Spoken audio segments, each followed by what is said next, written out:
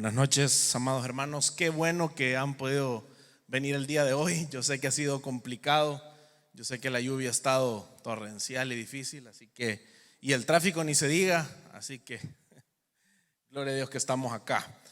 Así que bueno, vamos a irnos, desde ya les aviso, a Primera de Timoteo y vamos a comenzar a estudiar esta hermosa epístola del apóstol San Pablo a Timoteo, y nos vamos a ir al capítulo 1, del versículo 1 al versículo 7. Vamos a leer la palabra de Dios en el nombre del Padre, del Hijo y del Espíritu Santo. Y dice la palabra de Dios: Pablo, apóstol de Cristo Jesús, por mandato de Dios nuestro Salvador y de Cristo Jesús nuestra esperanza, a Timoteo, verdadero hijo en la fe, gracia, misericordia y paz de parte de Dios Padre y de Cristo Jesús nuestro Señor. Como te rogué al partir para Macedonia, que te quedaras en Éfeso, para que instruyeras a algunos que no enseñaran doctrinas extrañas, ni prestaran atención a mitos y genealogías interminables, lo que da lugar a discusiones inútiles, en vez de hacer avanzar el plan de Dios, que es por fe. Así te encargo ahora. Pero el propósito de nuestra instrucción es el amor nacido de un corazón puro, de una buena conciencia y de una fe sincera. Pues algunos, desviándose de estas cosas, se han apartado hacia una vana palabrería, queriendo ser maestros de la ley, aunque no entienden lo que dicen ni las cosas acerca de las cuales hacen declaraciones categóricas.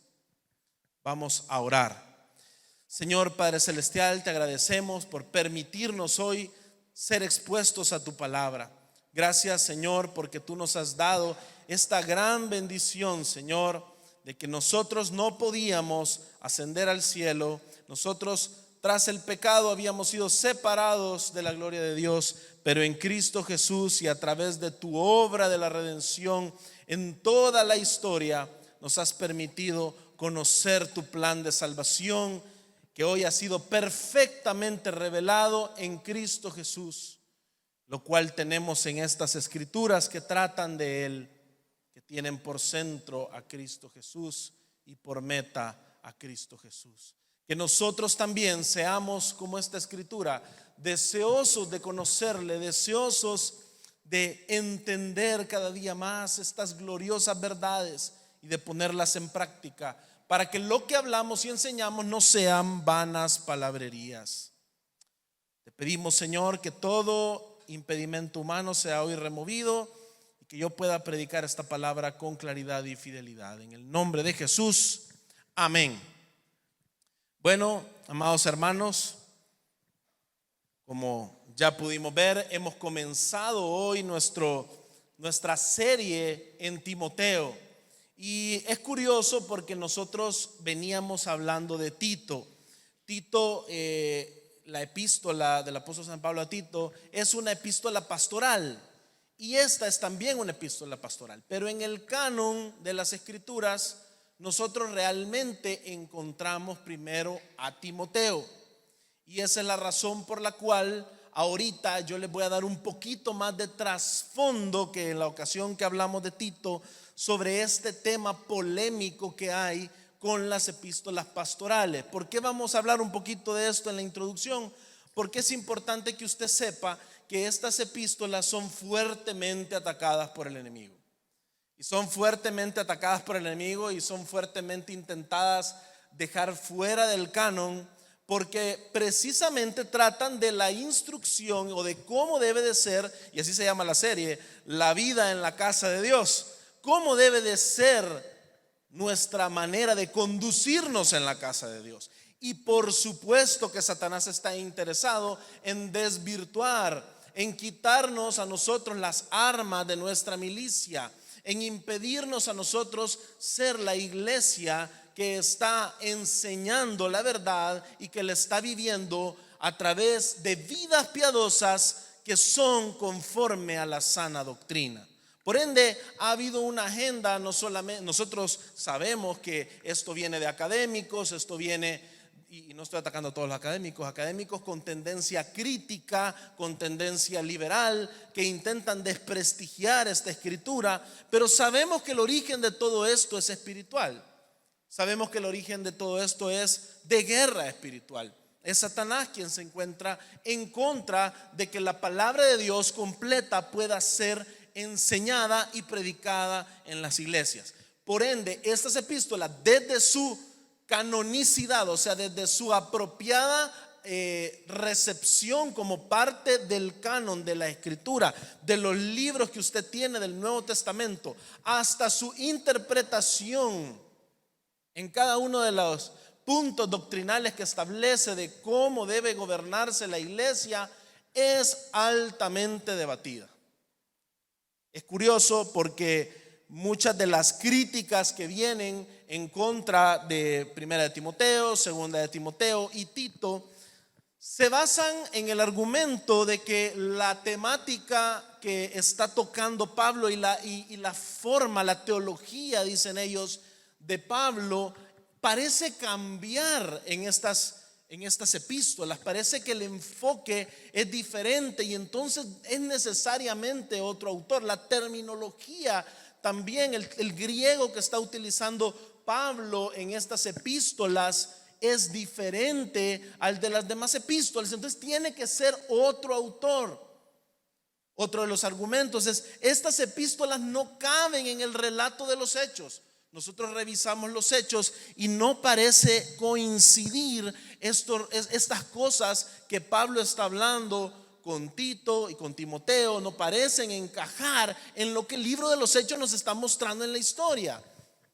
Y entonces la conclusión a la que rápidamente llegan los críticos, sin tener en cuenta obviamente una contemplación de todo el canon de las escrituras, sin leer las escrituras como deberíamos de leerlas, que nosotros la entendemos por la iluminación del Espíritu Santo, y eso es necesario. Si usted no es un lector que el Espíritu Santo mora en usted, usted no va a entender un montón de aspectos de la escritura. Y obviamente esta es una de esas cosas que escapa y que obviamente hace que estas personas lleguen a estas conclusiones. Obviamente nosotros tenemos evidencias del por qué esta estructura tan aparentemente incompatible. Fíjese que hay algo bien curioso, que realmente no es que siempre se creyó desde inicios de la historia de la iglesia de que Pablo, al llegar a Roma en Hechos 28,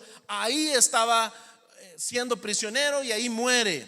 Eso nunca podríamos decir se estableció en la iglesia primitiva. Si ustedes ven lo que enseña Eusebio de Cesarea allá por el siglo IV, ustedes se van a dar cuenta que él mantiene la tradición de que Pablo estuvo preso, tuvo un primer encarcelamiento en los años 50 del primer siglo y luego es liberado. Y ustedes pueden encontrar algunas de esas expresiones, incluso Pablo hablando de una manera bien positiva respecto a su encarcelamiento.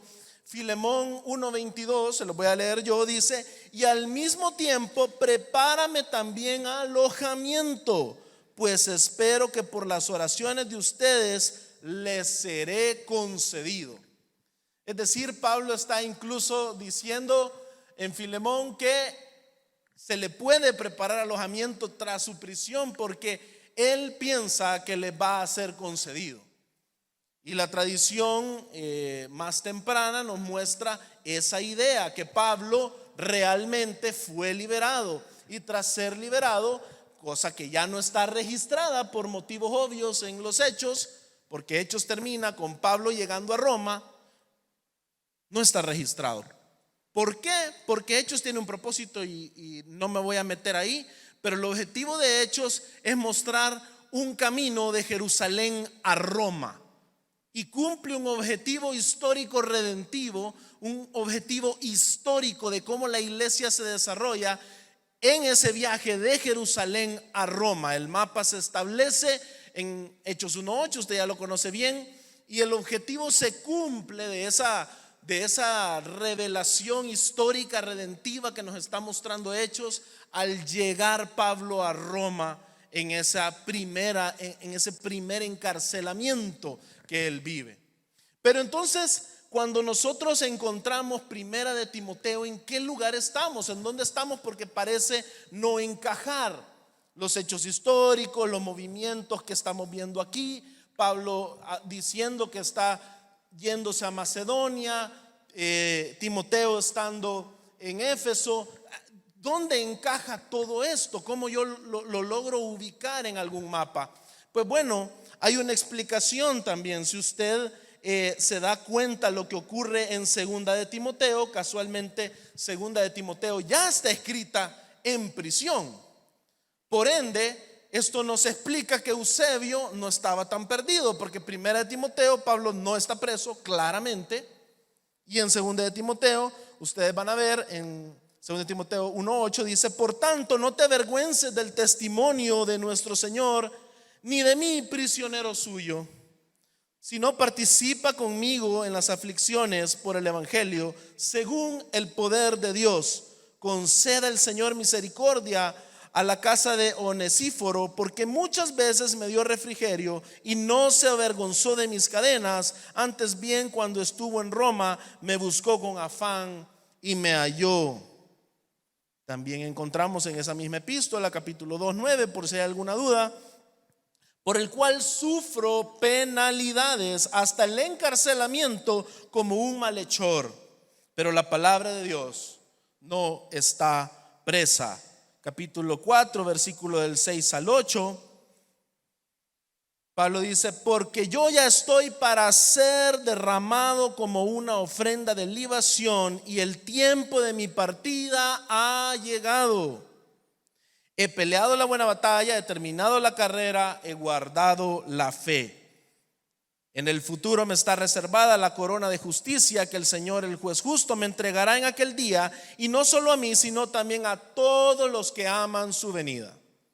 ¿Usted se da cuenta del contraste de lo que leímos en Filemón? Usted también en Filipenses se va a dar cuenta que en Filipenses 1 hay una demostración de Pablo estar diciendo que él está próximo a ser liberado, que él tiene la expectativa de ser liberado. Pero encontramos en Segunda de Timoteo que Pablo está preso, y en Primera de Timoteo Pablo no está preso. Por ende, podemos entender que lo que la tradición concluyó, lo que la tradición nos enseña, los documentos históricos de la tradición coinciden con el recuento bíblico. Pero nuestra autoridad son las Escrituras, no es Eusebio. Y acabamos de revisar en las Escrituras que es completamente comprensible. ¿Por qué es esto difícil de entender? Pedro ya lo había dicho. Usted lea Segunda de Pedro capítulo 3, y ahí dice de que estas son de aquellas cositas que Pablo ha escrito, que son algunas de ellas difíciles de entender, que los indoctos e inconstantes tuercen. Entonces no nos debe extrañar que este tipo de ataque venga en esa dirección.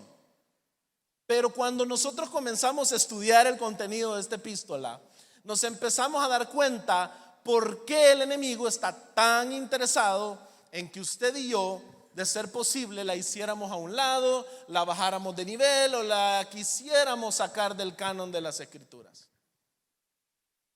Porque solamente si nosotros decimos: no, esto no es inspirado por Dios, es que Satanás lograría quitarnos a nosotros esta enseñanza en la cual nosotros aprendemos cómo, ahora que estamos en la casa de Dios, ahora que somos miembros del cuerpo de Cristo, debemos de vivir y conducirnos. Imagínense qué vital es eso. Porque el Señor Jesús dice que es la iglesia contra la cual las puertas del Hades no va a prevalecer. Y si usted le quita la instrucción a la iglesia de cómo debe funcionar, obviamente la inhabilita. Si usted altera la instrucción, que tristemente sucede mucho hoy en día, la rebelión del hombre, aún entre llamados cristianos, en contra de lo que se enseña en estas epístolas, si usted viene y quita este consejo, la iglesia queda completamente inutilizada. ¿Quiere ver un ejemplo? Haga un tour de iglesias en El Salvador y usted va a ver un ejemplo. Usted se va a dar cuenta que nuestro concepto de quién es el pastor es una especie de mandamás ejecutivo que tiene el poder absoluto sobre una congregación. Usted se va a dar cuenta que el pastor es una especie de ungido al cual no se le cuestiona. Usted se va a dar cuenta también que el orden de la creación que el Señor hizo y dijo que era bueno ha sido completamente anulado, tergiversado, pisoteado, y lo que estamos viendo es que así como en el pecado original Eva es quien lleva el alimento a Adán, de la misma forma hoy hay iglesias donde las mujeres toman el rol del pastorado que no les corresponde, y no porque el Señor sea un misógino y no quiera a mujeres en el púlpito y qué malo, y entonces nos está quitando. No, esto se trata de que tanto hombres como mujeres son útiles para la enseñanza de la palabra de Dios, pero cada uno tiene un rol específico con el cual glorifica a Dios y lo hace con el diseño perfecto dado desde la creación. No ese es el texto hoy, así que siento decepcionarles, hermanos. Pero sí sepan lo que vamos a llegar ahí. Eso es uno de los motivos por los cuales obviamente estas son epístolas atacadas. Son epístolas las cuales algunos quieren decir, mira, muy probablemente ahí es alguien que está escribiendo en el lugar de Pablo. Sí, tiene un poquito de teología paulina y tal vez Pablo le dio algunas indicaciones de lo que había que escribir, pero realmente este no era Pablo. Nosotros no vamos a caer en ese error y por eso hicimos esa revisión en las Escrituras.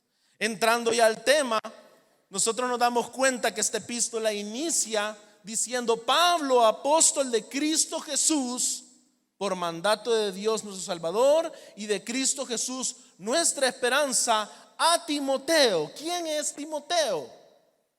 Ya vamos a revisar toda la salutación de Pablo, pero Timoteo es importante que ustedes sepan, mis hermanos, que es un nombre de gran significado, no solamente para Pablo, sino que también lo debe ser para nosotros, porque Timoteo narra un aspecto histórico, redentivo, sumamente importante de cómo la palabra de Dios y la iglesia comenzó a crecer una vez el Espíritu Santo vino sobre los creyentes en Jerusalén en el día de Pentecostés.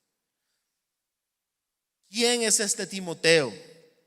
Fíjense que Timoteo es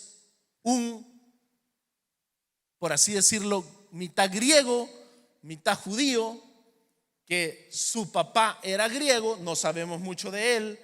Muchos especulan que muy probablemente no llegó a creer en Cristo, no lo sabemos, pero también sabemos que su madre era judía.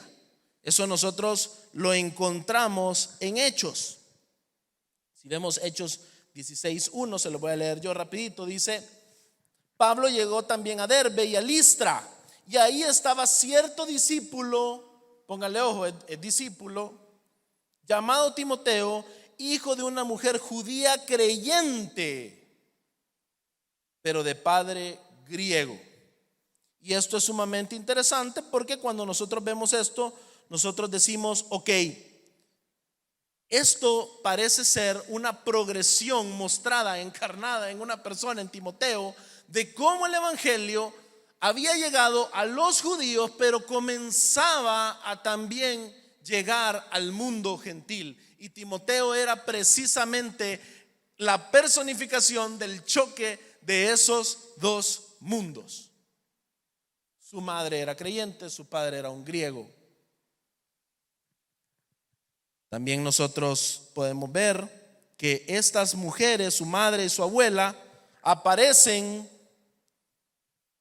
en 2 de Timoteo capítulo 1. Por si alguno piensa de que Timoteo es un texto, las epístolas de Timoteo son algún tipo de texto misógino en contra de la mujer, está totalmente perdido. Aquí hay alabanza a la mujer creyente. Mire lo que dice 2 Timoteo 1:5, dice: porque tengo presente la fe sincera que hay en ti, la cual habitó primero en tu abuela Loida y en tu madre Eunice, y estoy seguro que en ti también.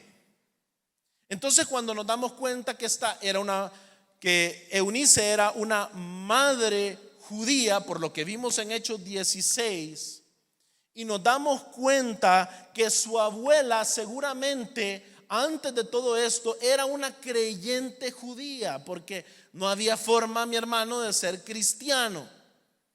Nos damos cuenta que este es un creyente que ha sido discipulado por creyentes genuinos que vienen de Israel.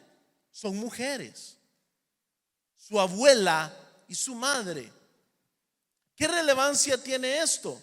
Que esto nos habla de cómo precisamente Jesucristo mismo viene del linaje de Israel, de la nación de Israel. Pero Tito es aquel que ha nacido de una madre judía y de un padre griego. Por ende, la salvación ha salido a las naciones. Su madre, su abuela, mujeres piadosas, hicieron la tarea de enseñarle, muy probablemente su abuela, el judaísmo que señalaba al Mesías, que señalaba y preparaba el camino del Señor, como lo hemos visto de Juan el Bautista. Y su madre conocen a Cristo, lo reconocen y entienden quién es el Mesías que ha venido, y hoy instruyen a este joven. Fíjense 2 Timoteo 3:14-15, dice: tú, sin embargo, persiste en las cosas que has aprendido y de las cuales te convenciste, sabiendo de quiénes las has aprendido. ¿Se acuerdan de quiénes las aprendió? Y que desde la niñez has sabido las sagradas escrituras. ¿Cuáles son las sagradas escrituras en la niñez de un hombre de la primera mitad del siglo I, mi hermano? Es el Antiguo Testamento, ¿ya? Por ende, Timoteo desde su niñez fue instruido en las escrituras, y dice: las cuales te pueden dar sabiduría que lleva a la salvación mediante la fe en Cristo Jesús. La sabiduría de toda la escritura del Antiguo Testamento es la que puede dar sabiduría para que reconozcamos a Cristo Jesús. Por eso que yo siempre les digo, ¿verdad? Usted tiene que irse al Antiguo Testamento. Mucha gente quiere predicar el Evangelio sin el Antiguo Testamento, porque no quieren predicar la creación, la caída y todas las consecuencias de la caída. Pero Timoteo era un hombre que había conocido las sagradas escrituras desde su niñez y le habían sido enseñadas bajo los principios del remanente fiel de dos mujeres como su abuela y su madre, que de verdad eran creyentes del antiguo pacto, que entraron en Hechos al nuevo pacto. Si ustedes se acuerdan un poquito, habló de esto en la conferencia rapidito cuando habló de Hechos nuestro hermano Montoya, y dijo: era un paso, una migración, por así decirlo, del antiguo al nuevo pacto. Los creyentes del antiguo pacto creyendo en Cristo Jesús, y al mismo tiempo paganos creyendo en Cristo Jesús, encontrando la verdad de que el Mesías ha venido. Entonces aquí entra en escena Pablo, porque él le conoce en su segundo viaje misionero, cuando llega a Listra, y en Hechos 16:2 dice: del cual, o sea, Timoteo, hablaban elogiosamente los hermanos que estaban en Listra y en Iconio.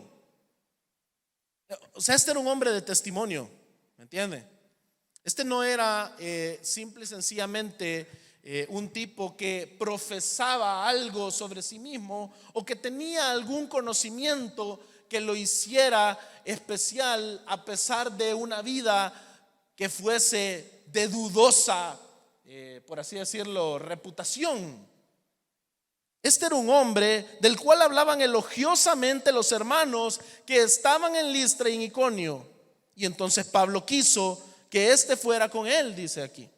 Y lo tomó y lo circuncidó. Y pónganle ojo a esto, porque aquí pueden haber muchos errores.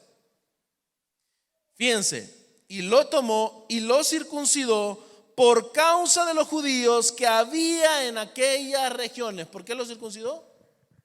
Por causa de los judíos que había en aquellas regiones. No porque la circuncisión siguiese teniendo ningún tipo de validez en el nuevo pacto, sino porque Pablo entendía que él estaba en una misión y que su discípulo debía de vivir de una manera tal que propiciara esta misión.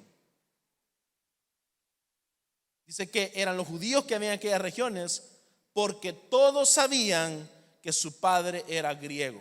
Fíjense qué contraste también más hermoso este. Porque al mismo tiempo de que es circuncidado por los judíos, realmente también detrás hay un propósito de mostrarle a los judíos quiénes eran hoy los verdaderos miembros del pueblo de Dios.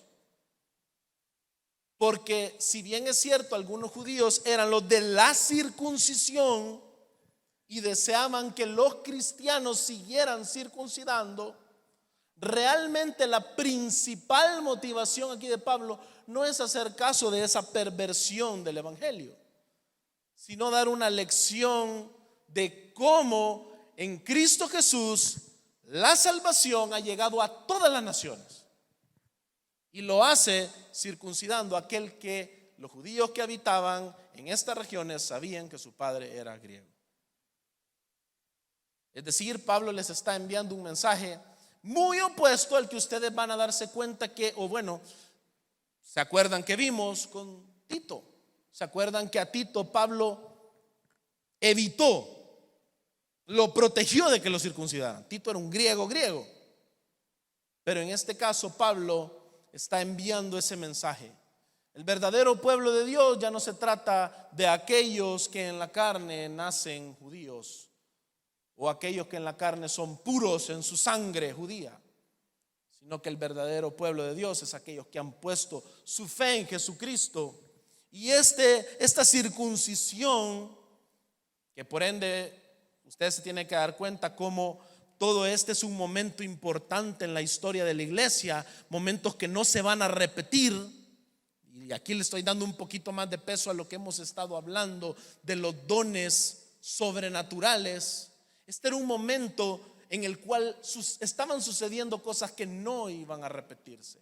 Timoteo es circuncidado porque él es el último circuncidado que aparece ahí registrado, con el objetivo precisamente de predicar a los judíos la salvación, aquella anunciada en el pacto de Abraham, que en su simiente serían benditas todas las naciones de la tierra.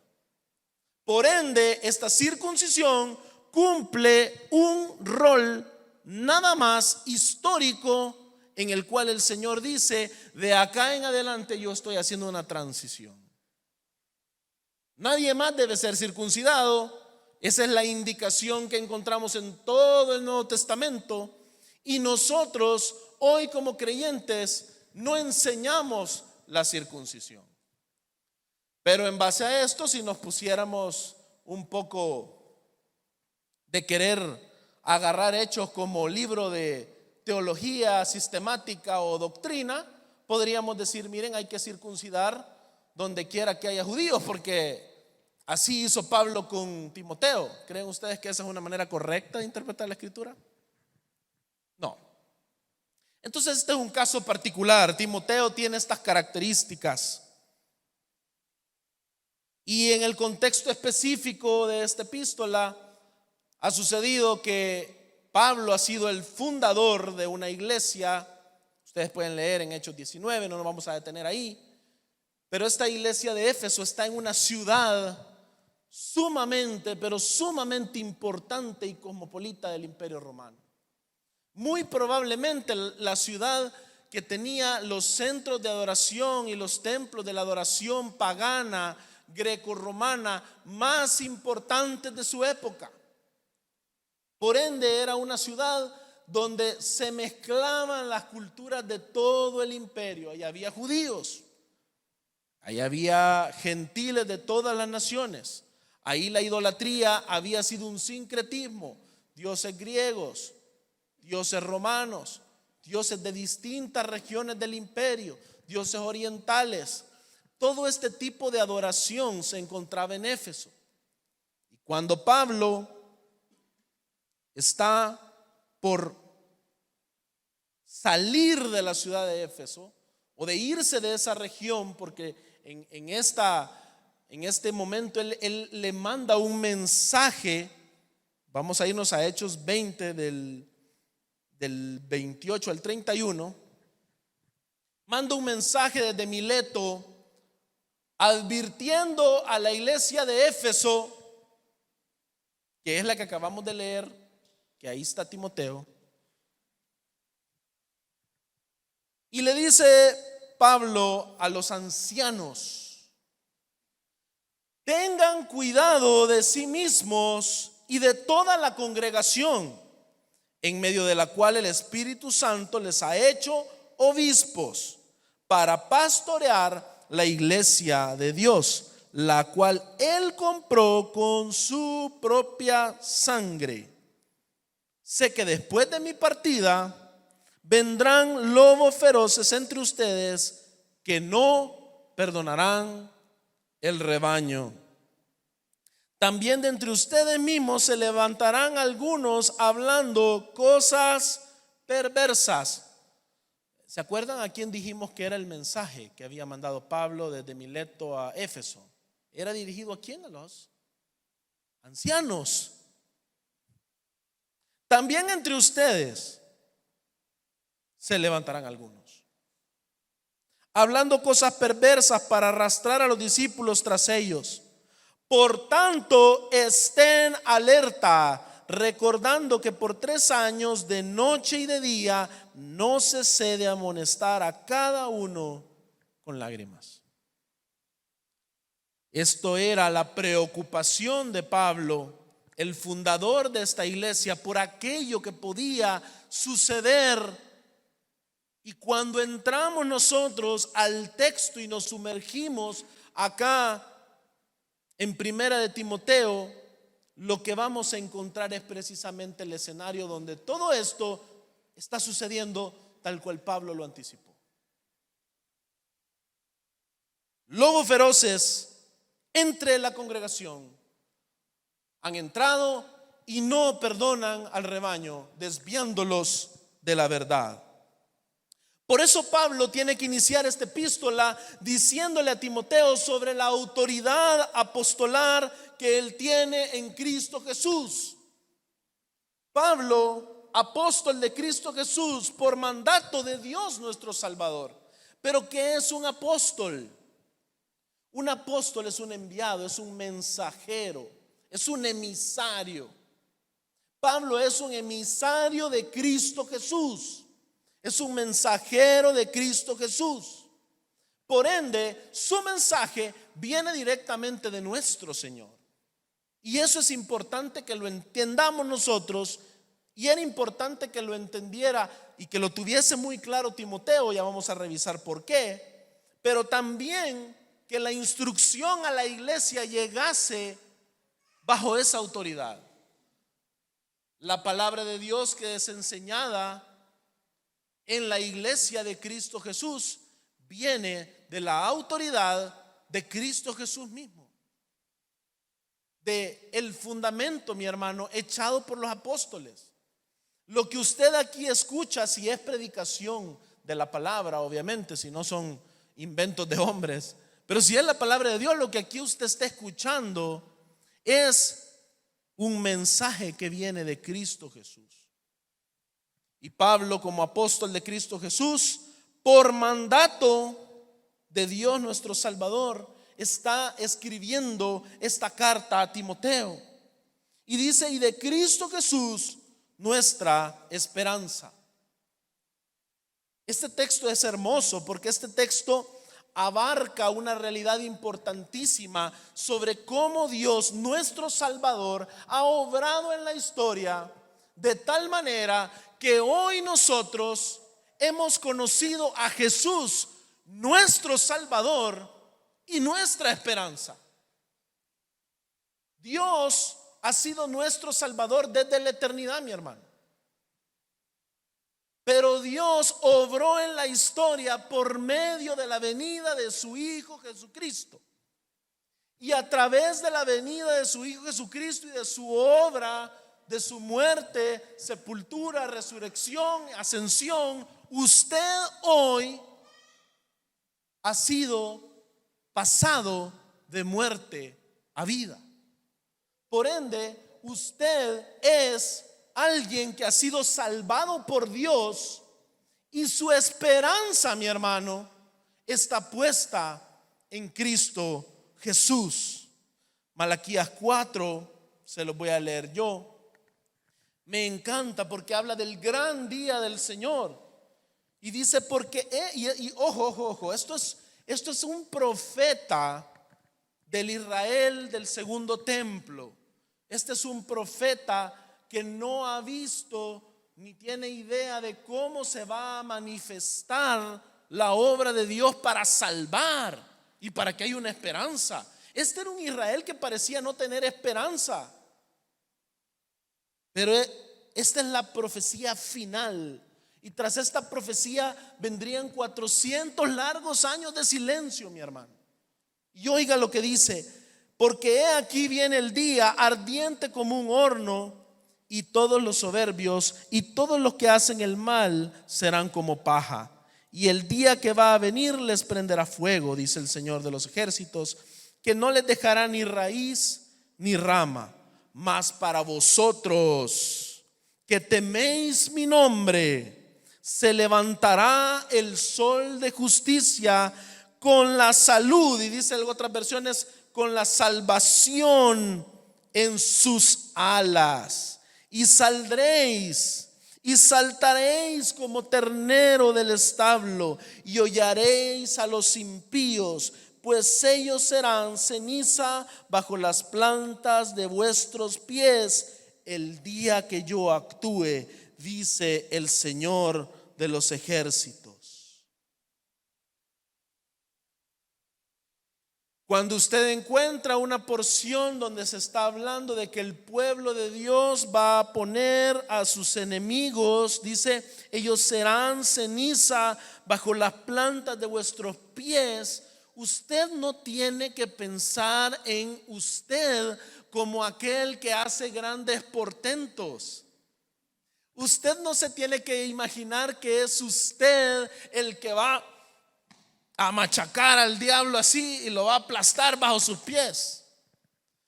Usted tiene que irse al Salmo 111, donde encontramos aquella hermosa declaración que hace David: el Señor le dijo a mi Señor: siéntate a mi diestra hasta que ponga a tus enemigos por estrado de tus pies. Aquel que pone a los enemigos de Dios debajo de sus pies es Dios mismo, es el Padre, y los pone debajo de los pies del Hijo. Y nosotros entendemos por la revelación en las Escrituras que nuestra lucha, nuestros enemigos reales, no son carne ni sangre, sino que son huestes y potestades de maldad en las regiones celestes. Por ende, que los enemigos sean derrotados es la salvación del Señor. ¿Por qué? Porque vimos que en el Éxodo Israel fue salvo, pero Egipto no era el enemigo de las almas de Israel. Porque Israel salió de Egipto, pero Egipto no salió de Israel. Y nosotros vemos que el Señor le da una tierra a Israel. Israel entra a esa tierra, Pero nos damos cuenta que el mismo rey, aquel que debía tener una copia de la ley, aquel que debía de ser como un hermano entre sus hermanos, que les enseñara la ley, se corrompe. David se llena de sangre, Saúl va detrás de los placeres, su hijo Roboam divide el reino. Y el final de todo esto, Israel termina en la esclavitud por 70 años donde sus enemigos extranjeros. Egipto volvió y con más fuerza. Entonces el problema no eran los enemigos terrenales. El objetivo en Malaquías no podía estarse refiriendo a que la ceniza que iba a ser pisoteada bajo los pies del pueblo iba a ser la ceniza de un enemigo terrenal. Porque para este punto empezaron babilonios, después persas, después griegos, donde los que habían seleucidas, lágidas, y posteriormente el imperio romano. Entonces, ¿cuáles cenizas iban a estar debajo de los pies? Más bien, el Señor estaba anunciando la salvación para todas las naciones. Y por eso termina diciendo: acordaos de la ley de mi siervo Moisés, de los estatutos y las ordenanzas que yo le ordené en Horeb para todo Israel. He aquí, yo os envío al profeta Elías antes que venga el día del Señor, día grande y terrible. Y él hará volver el corazón de los padres hacia los hijos y el corazón de los hijos hacia los padres, no sea que venga yo y hiera la tierra con maldición. La esperanza es la obra del Señor, que Él hará. Él dará un nuevo corazón, Él lo hará volver. De lo contrario, la tierra está herida con maldición. Y esta es la salvación a la que se está refiriendo acá Pablo. Dios nuestro Salvador, Jesucristo nuestra esperanza, por quien están nuestros enemigos, sus cenizas debajo de nuestros pies, no por nuestra obra, sino por su redención, por su victoria en la cruz del Calvario. Y se dirige a Timoteo y le dice: verdadero hijo en la fe. Si bien es cierto, el griego solo contiene estas palabras, algunos intérpretes sostienen que sería acá lo apropiado colocar en el español un mi y decir: Timoteo, mi verdadero hijo en la fe. Esto es algo sumamente importante porque Timoteo es un hijo de Pablo verdadero. Y usted tiene que entender que lo que la palabra de Dios dice o llama verdadero no está siendo simplemente una cortesía, ¿me entiende? No es un colocho como los que usted tal vez pone en alguna carta o en algún correo electrónico o en algún WhatsApp cuando saluda a su amigo. Cuando Pablo le está diciendo verdadero hijo o mi verdadero hijo, lo está diciendo inspirado por el Espíritu Santo. Pero entonces, ¿cómo funciona que Pablo, que ni siquiera tiene mujer, tiene un verdadero hijo? La realidad es que Pablo está hablando de Timoteo siendo engendrado no en la carne, sino en el Espíritu. Y esa es la idea que se arrastra al entender de que nunca el problema fue lograr la salvación por medio de la carne, lograr por medio de esfuerzos de humanos pecadores, nada, sino que es la obra del Espíritu la que hace de Timoteo un verdadero hijo de Pablo. Y entonces Pablo, el apóstol, el mensajero de Jesucristo, se ha reproducido en Timoteo. Y este Timoteo, que es hijo en el Espíritu, es una especie, como cuando ustedes miran, por ejemplo, a mí me parece increíble, yo miro a Luquitas y al pastor Marcelo y yo les miro la misma carita y yo digo: este se fotocopió. Hasta la misma cara cuando va a hacer una broma, ¿va? La misma carita. Y Pablo identifica: este es mi verdadero hijo. Este es, aunque no compartimos sangre, sangre de mi sangre. Y es alguien que puede tomar la misión que yo he sido encomendada y llevarla a cabo, porque es verdaderamente un hijo en la fe.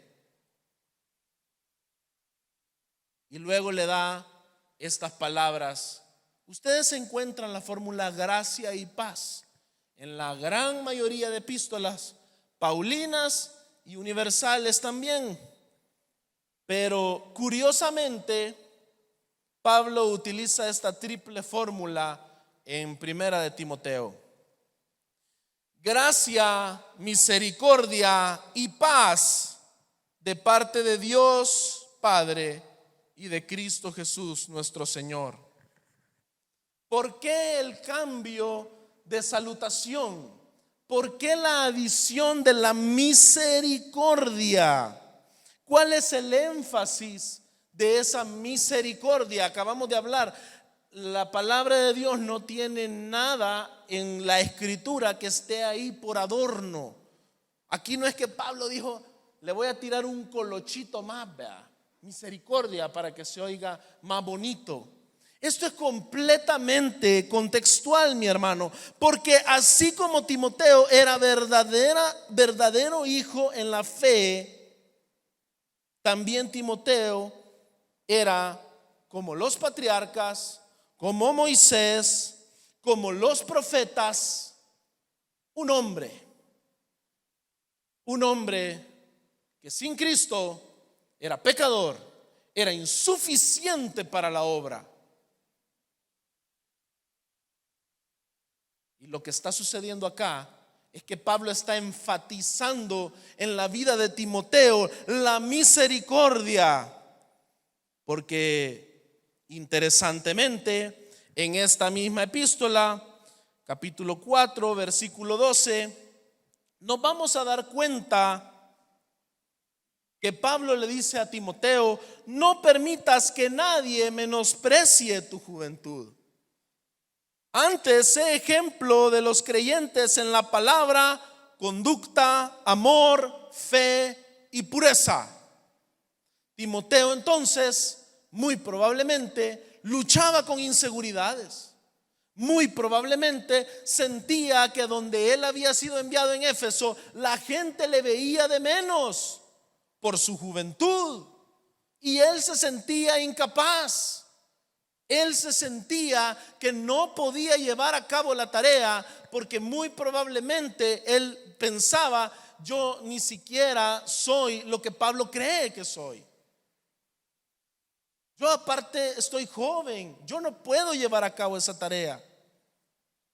Y también encontramos que Timoteo es descrito como muy probablemente alguien con espíritu de cobardía en la segunda epístola, segunda de Timoteo 1 del 3 al 8. Fíjense lo que le dice Pablo a Timoteo: doy gracias a Dios, a quien sirvo con limpia conciencia, como lo hicieron mis antepasados, de que sin cesar, noche y día, me acuerdo de ti en mis oraciones, deseando verte al acordarme de tus lágrimas, para llenarme de alegría, porque tengo presente. Y este es Pablo afirmando a Timoteo, a un Timoteo en lágrimas.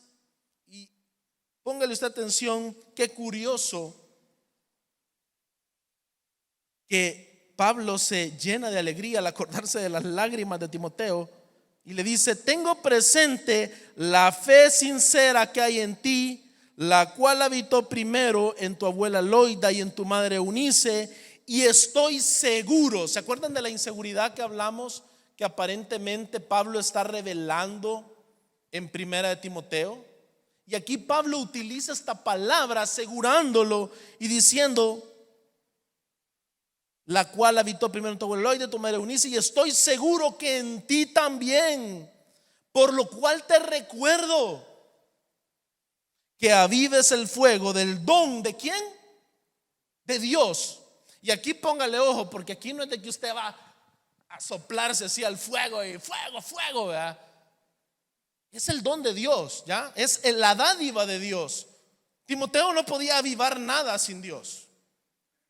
Simplemente era Pablo recordándole a Timoteo de su fe genuina, que no se trata de él, que se trata del don de Dios.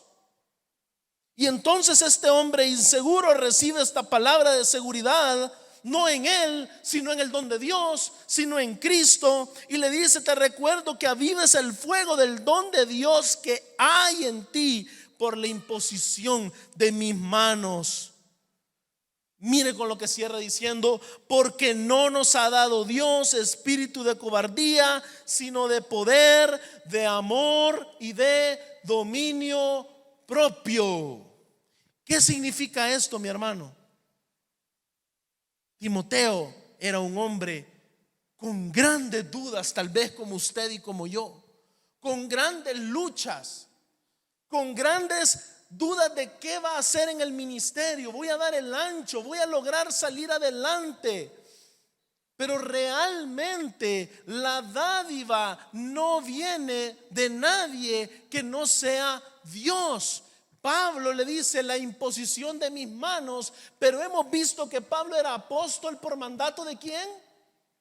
De Dios y de nuestro Señor Jesucristo. Por ende, la imposición de manos de Pablo implica que quien estaba mandando a Timoteo era Jesucristo mismo.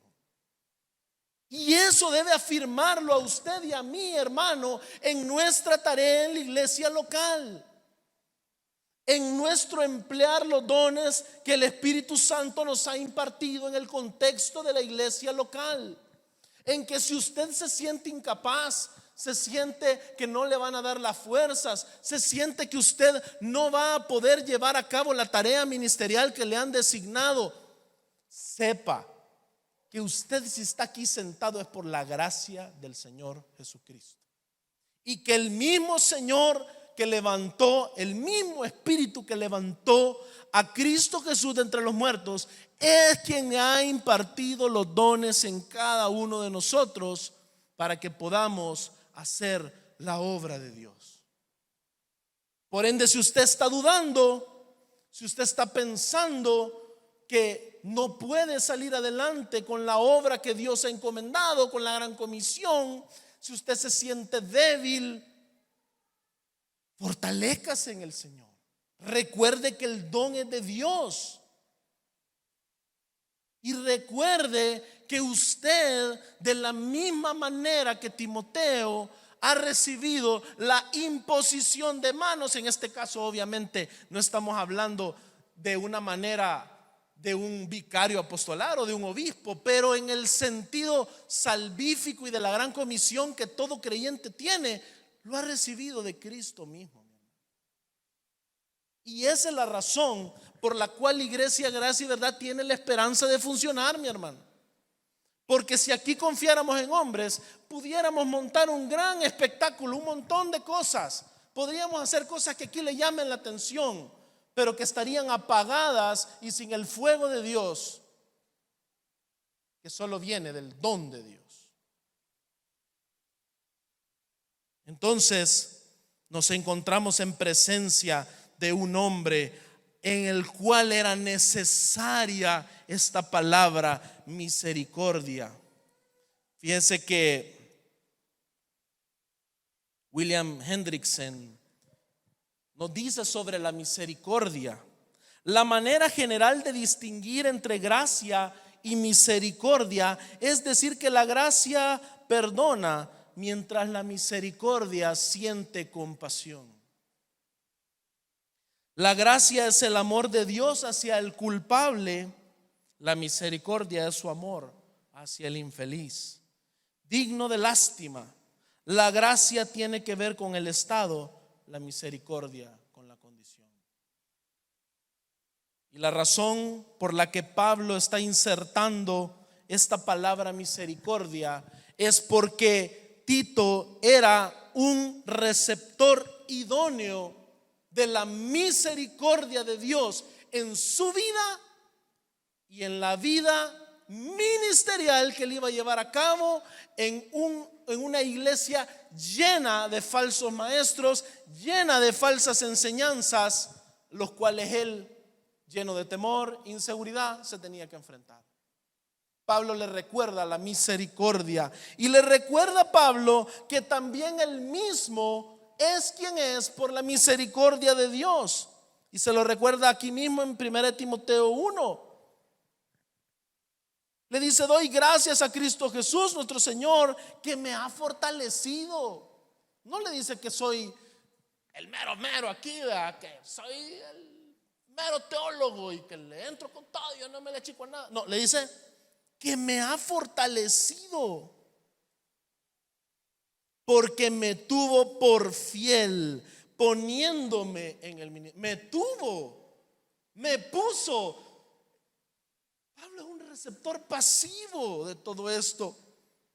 Aún habiendo sido yo antes blasfemo, perseguidor, agresor, sin embargo se me mostró, ¿qué se le mostró? Misericordia, porque lo hice por ignorancia en mi incredulidad, pero la gracia de nuestro Señor fue más que abundante con la fe y el amor que se hallan en Cristo Jesús. Palabra fiel y digna de ser aceptada por todos. Cristo Jesús vino al mundo para salvar a los pecadores, entre los cuales yo soy el primero. Sin embargo, por esto hallé misericordia. Hoy se da cuenta por qué metió esa palabrita en la salutación. Pablo le está recalcando a Timoteo que él, como apóstol de Jesucristo por mandato de Dios, ha sido receptor de una gran misericordia, y que él va a poder hacer la obra porque él ha recibido misericordia en medio de sus inseguridades, en medio de el espíritu de cobardía que a veces lo embargaba, en medio del hecho de que la amenaza parecía imposible de detener. Hallé misericordia para mí como el primero. Jesucristo demostrara toda su paciencia con un ejemplo para los que habrían de creer en él para vida eterna. Por tanto, al Rey eterno, inmortal, invisible, único Dios, a él sea el honor y la gloria por los siglos de los siglos. Amén. Gracia, misericordia y paz de parte de Dios Padre y de Cristo Jesús nuestro Señor. Y aquí encontramos la obra trinitaria de Dios en todo lo que va a hacer Timoteo, enviado por Pablo. Es Dios el Padre, es Dios Hijo, quienes expiran, quienes envían al Espíritu Santo, trayendo a la vida del creyente gracia, misericordia, vamos a hacer el énfasis acá, y paz, porque es la obra trinitaria la que por medio de esa salvación obrada por gracia en usted y en mí, mi hermano, nos ha traído la paz con Dios, que es solo posible cuando usted ha sido justificado por la fe en Cristo Jesús. Y esa fe es la que estaba siendo tergiversada. Imagínense qué terrible es que esa fe en la cual nosotros podemos recibir la gracia, la misericordia y la paz sea atacada por estos falsos maestros. Entonces la obra apostólica de Pablo y de Timoteo consta en una instrucción. Dice en el versículo 3: como te rogué al partir para Macedonia que te quedaras en Éfeso. ¿Y para qué se iba a quedar este hombre? Para que instruyeras a algunos que no enseñen doctrinas extrañas. Fíjese lo importante de esto. Timoteo, este hombre receptor de la gracia, la misericordia, la paz de Dios,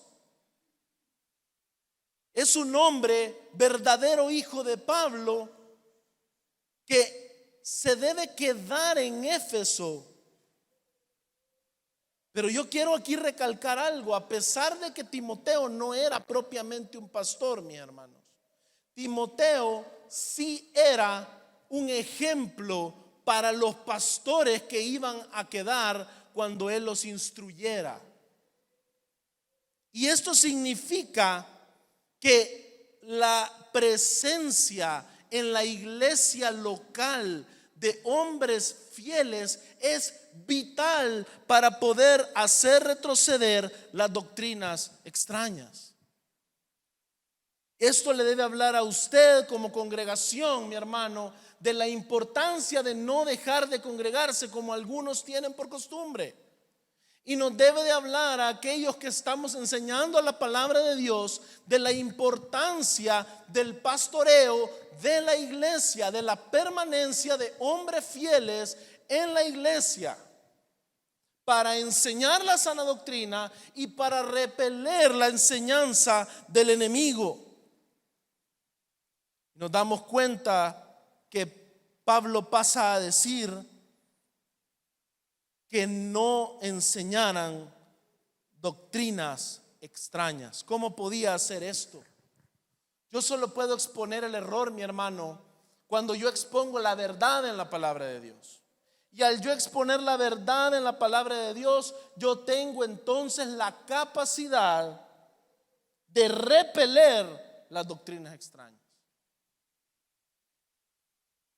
Y continúa diciendo: ni prestaran atención a mitos y genealogías interminables, lo que da lugar a discusiones inútiles en lugar de hacer avanzar el plan de Dios, que es por fe.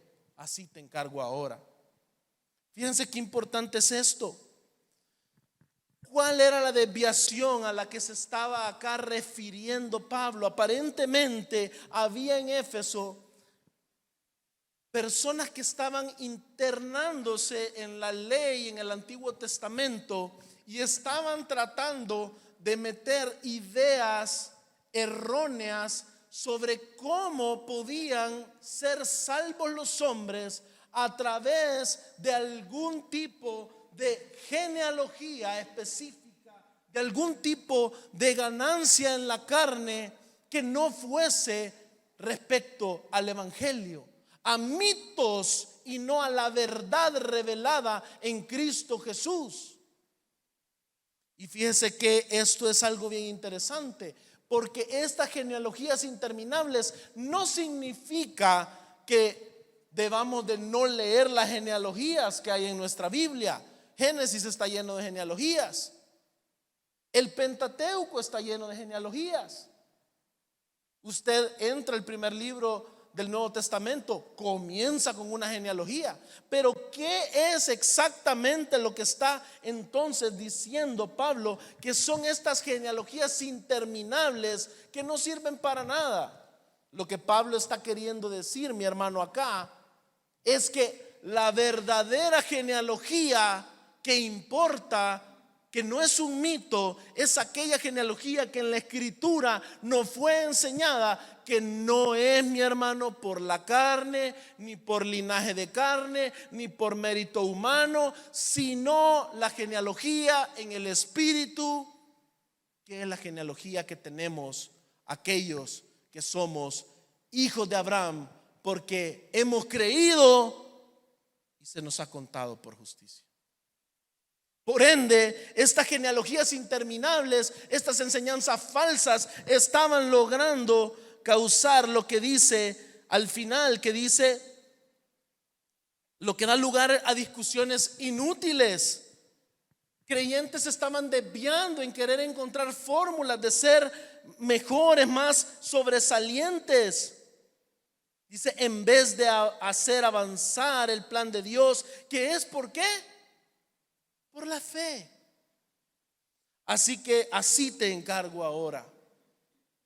Timoteo debía de llegar con ese mandato apostolar a detener esos mitos, a detener esas genealogías falsas y a establecer lo contrario, que es la verdadera genealogía por la cual usted es heredero de la justicia de Dios, por la cual usted es hijo de Abraham y es hijo de Dios, que es la fe en Cristo Jesús, el Hijo de Dios.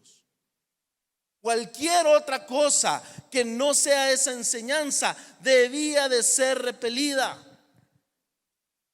Y dice, pero el propósito, dice en el versículo 5, de nuestra instrucción es el amor nacido de un corazón puro, de una buena conciencia y de una fe sincera. ¿Qué es lo que usted va a observar aquí? Aquí hay una tríada del amor. El propósito de la instrucción en el evangelio, mi hermano, no es la vanidad de hombres. La instrucción pagana, la instrucción falsa, tiene por objetivo la autosatisfacción de aquellos que están enseñando. Y más adelante vamos a ver sobre las incluso ganancias deshonestas de los falsos maestros. Pero la verdadera instrucción, la instrucción que encontramos acá en el versículo 5, que es nuestra instrucción, es el amor nacido de un corazón puro. ¿Y de qué le habla a usted un corazón puro, mi hermano? Un corazón puro le habla del nuevo nacimiento.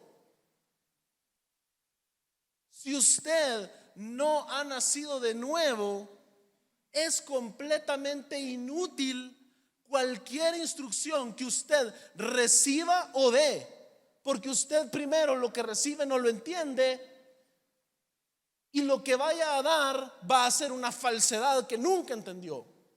Y este era el tipo de falsa enseñanza que debía de ser repelida.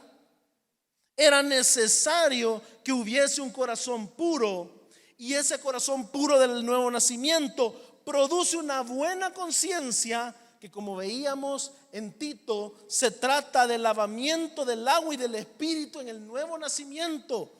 Usted lo puede ir a leer en Ezequiel 36. La conciencia pura es que el corazón ha sido limpiado por la obra de Dios y por el Espíritu Santo.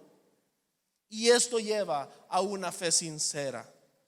Y esta fe sincera, mis hermanos, es la fe que justifica, la única fe que trae el verdadero resultado deseado por Dios en la vida de los creyentes, que es que abundemos en muchos frutos, que abundemos en vidas santas, que abundemos en vidas que muestran la eficacia de la verdad en contraste de la ineficacia y la incapacidad y la inutilidad de la mentira.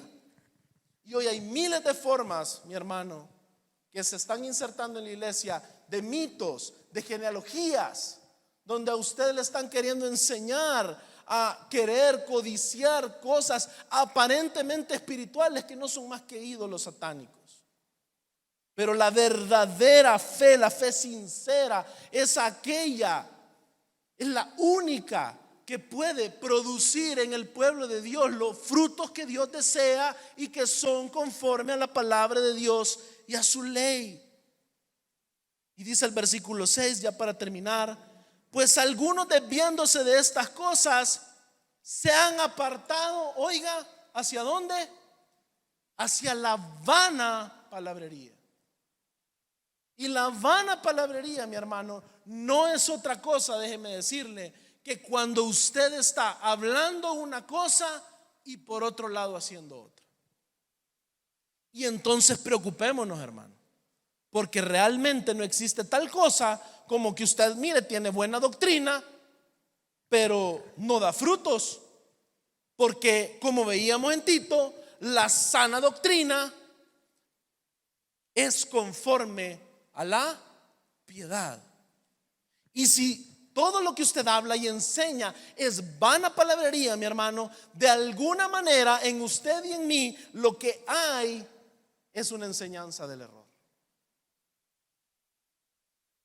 Entonces, el propósito de nuestra instrucción, mi hermano, no es que aquí nos hagamos cabezones.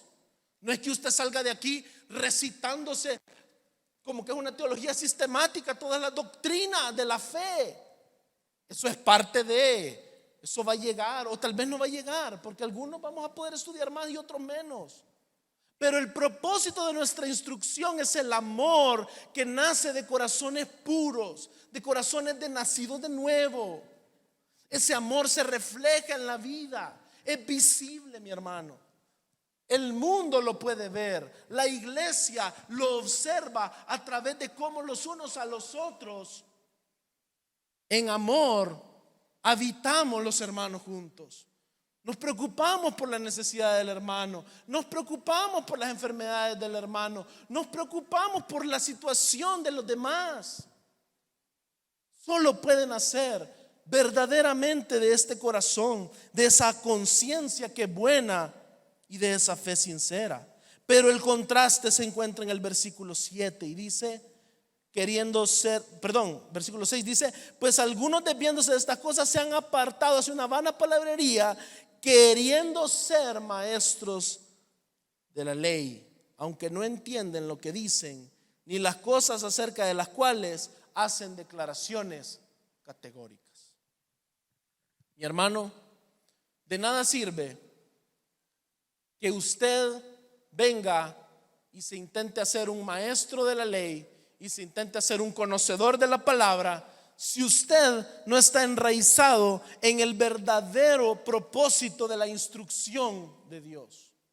Si usted no entiende ese verdadero propósito, que es el de vidas transformadas por medio del amor de Dios en Cristo Jesús, usted está perdido. Usted está en esta situación queriendo ser un maestro de la ley sin entender lo que está diciendo. Y fíjese qué terrible lo que termina diciendo este versículo, ni las cosas acerca de las cuales hacen declaraciones categóricas. Por ende, mis hermanos, la única fe verdadera, la única fe que nos hace verdaderos hijos como Timoteo, que nos hace aptos como Timoteo, es la fe que pasa por el evangelio de Jesucristo. Ese evangelio que nos muestra que somos pecadores, que no podemos lograr el favor de Dios, que estamos separados trascendentalmente de Dios, mi hermano. Esa fe que nos muestra que Cristo Jesús fue quien tomó la iniciativa y vino a este mundo. Esa fe que nos muestra que Él vivió una vida en perfecta obediencia porque nosotros somos desobedientes.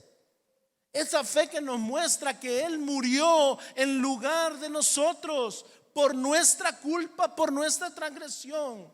Y esa fe que nos muestra que resucitado Él al tercer día nos ha dado vida y hoy nos ha hecho sentar en los lugares celestiales.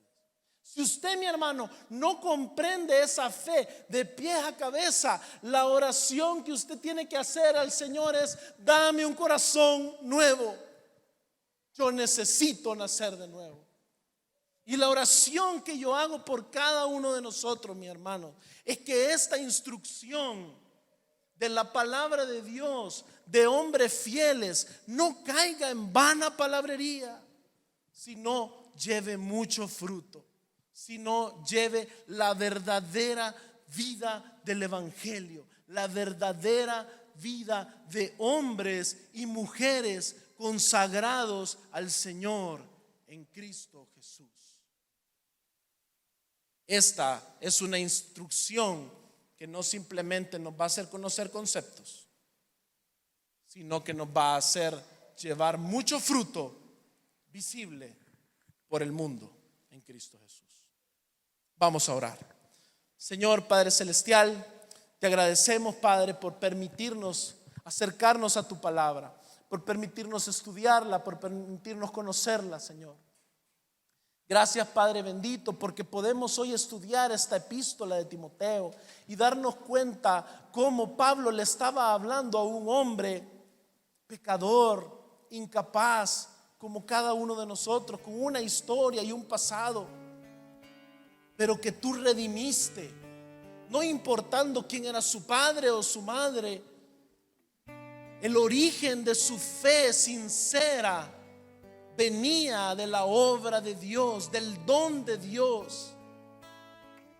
Y hoy, Señor, nosotros, como aquellos que se han quedado en este Éfeso, que han permanecido para hacer la obra de Dios, venimos delante de ti, conscientes que somos necesitados de misericordia,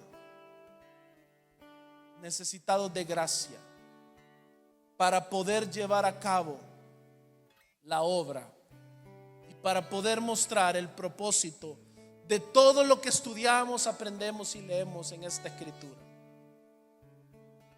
que es la redención, que es corazones puros, que es conciencias sanas y que es una fe sincera y verdadera en Cristo Jesús, la única que no lleva a vana palabrería, sino a obras de justicia visibles por los hombres. Te pido que pongas ese sentir en cada uno de nosotros. Te agradezco, Padre, por esta disposición del pueblo, Señor, de oír tu palabra, de aprender de ella y de vivir por ella. Te agradecemos, Señor. Todo lo hemos pedido en el nombre de tu Hijo, nuestro Señor Jesucristo. Amén y amén.